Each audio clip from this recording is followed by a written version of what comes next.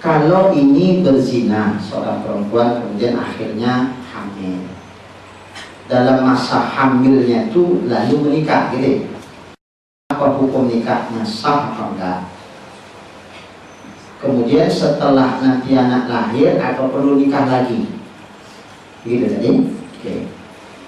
Dalam pandangan mazhab Imam Syafi'i, karena kehamilannya itu tidak dihormati, hasil dari perbuatan zina, maka perempuan ini kehamilannya tidak jadi hitung iddah.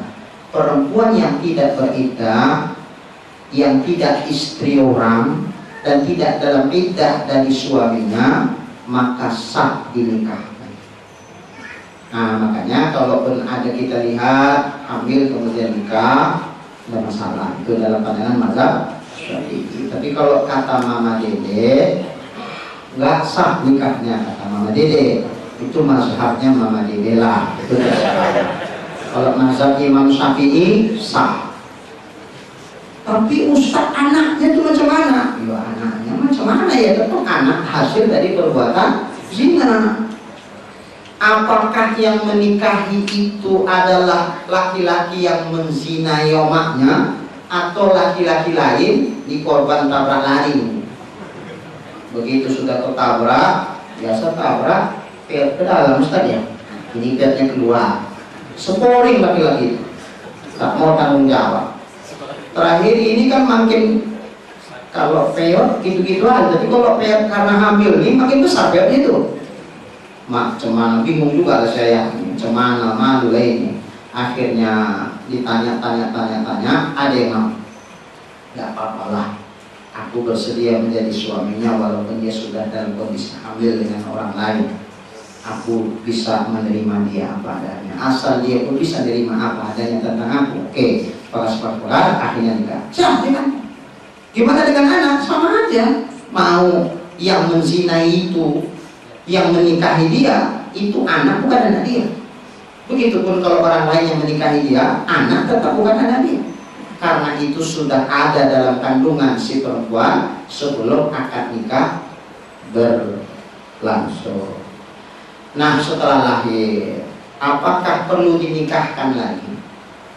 Jawabnya, apakah sah nggak nikah waktu hamil itu? Sah. Kalau sah nikahnya, nggak wajib dinikahkan lagi. Ini hati-hati, kadang-kadang kita suka salah-salah bercakap. Itu memang sah nikahnya, tapi nanti kalau sudah lahir anaknya wajib nikah lagi. Kalau enggak, berzina juga lagi anak-anaknya berikutnya. Bingung nggak jawab? Kalau wajib nikah lagi, berarti nikah yang lama nggak sah. Kalau nggak sah, ngapain bikin? Ngapain dinikahkan? Udah kayak Mama Dede itu aja jelas. Jangan nikahkan. Nggak sah nikahnya, jelas. Ini nggak dinikahkan juga, boleh katanya, biar nutup aib katanya. Walaupun bau busuk, ya jangan busuk kali lah, sikit-sikit busuknya. Nah, jadi kalau memang dia prinsipnya nggak sah, bikin kayak Mama Dede itu. Ini nggak dinikahkan juga. Kalau nikahnya nggak sah, tapi dibikin, lalu setelah menikah campur nggak orang tuh? Campur, serumah nggak? Serumah, sekamar nggak? Sekamar. Kira-kira dibikin nggak tuh? Mau aja belum dinikahkan, kalau sudah dibikin, apalagi sudah dinikahkan.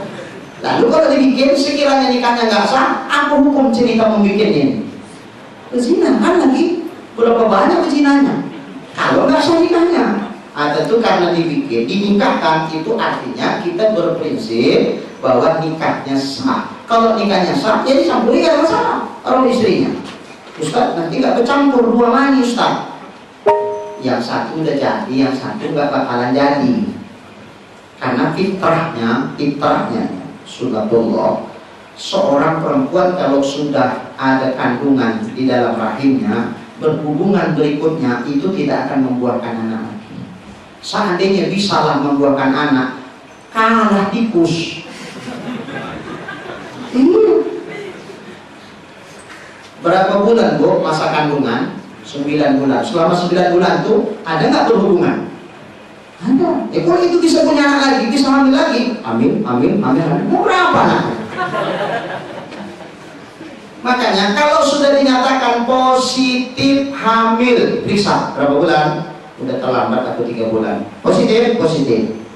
Kalau sudah positif, lantas menikah, kita bilanglah misalnya 6 bulan ke depan lahir anak, setelah menikah 6 bulan lahir anak.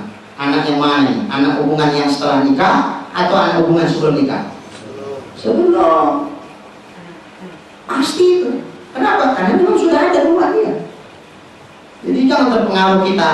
Ada orang yang bilang katanya, Ustaz, kita tengok Ustaz, nasabnya kemana? Kita tengok. Kalau setelah 6 bulan 1 lahzoh dia lahir setelah akad nikah, itu binti binnya nasab ke ayahnya. Tapi kalau di bawah 6 bulan, binti atau binnya itu ke omahnya.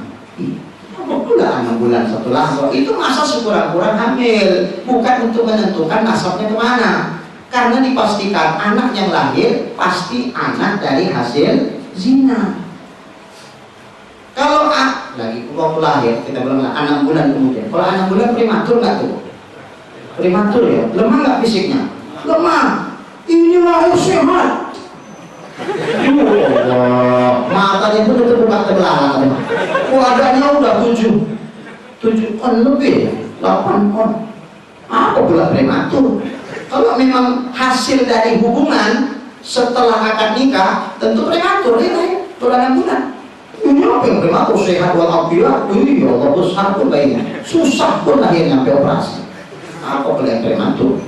Anak yang mana ini? Anak yang sebelum akad nikah. Maka pasti itu anak hasil perbuatan zina. Tapi seandainya nak dinikahkan juga lagi, boleh, sunnah. Al-khuruj minal khilafi mustahabun. Keluar dari perbedaan pendapat ulama itu sunnah hukumnya. Karena tidak terlepas dari kemungkinan ada ulama juga yang mengatakan bahwa dalam masa hamil tadi walaupun hasil zina itu nikahnya tidak sah. Yang pasti Mama Dede bilang begitu. Nah, jadi keluar dari perbedaan pendapat ulama itu sunnah hukumnya. Jadi bagus begitu lahir jangan sempat campur.